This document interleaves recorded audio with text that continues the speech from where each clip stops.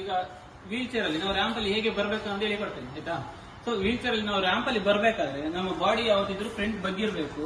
ನಾವು ಒಂದೇ ಸಮ 11ರಿಂದ 2 ಫಾಸ್ಟ್ 11ರಿಂದ 2 11ರಿಂದ 2 11ರಿಂದ 2. ಸೊ ಇದು ರ್ಯಾಂಪ್ ಅಲ್ಲಿ ಹೀಗೆ ಬರುವಂತದ್ದು. ಸೊ ನಾವು ಎಕ್ಸಾಂಪಲ್ ಇವಾಗ ನೋಡಿ ನಾನು ತೋರಿಸ್ತೇನೆ ನಿಮಗೆ.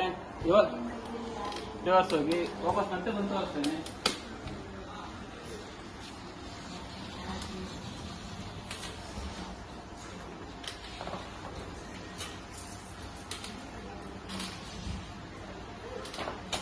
ಇವಾಗ ನೋಡಿ ನಾನು ರ್ಯಾಂಪ್ ಅಲ್ಲಿ ಬರ್ಬೇಕಾದ್ರೆ ಬಾಡಿ ಮುಂದೆ ಮಾಡಿ ತಳ್ಳಿದ್ರೆ ಸೀದಾ ಬರ್ತದೆ. ಸೊ ಅದೇ ಹಿಂದೆ ಹಿಡ್ಕೊಂಡು ನಾನು ತಳ್ಳಿದ್ರೆ ವೀಲಿಂಗ್ ಆಗ್ತದೆ ನೋಡಿ.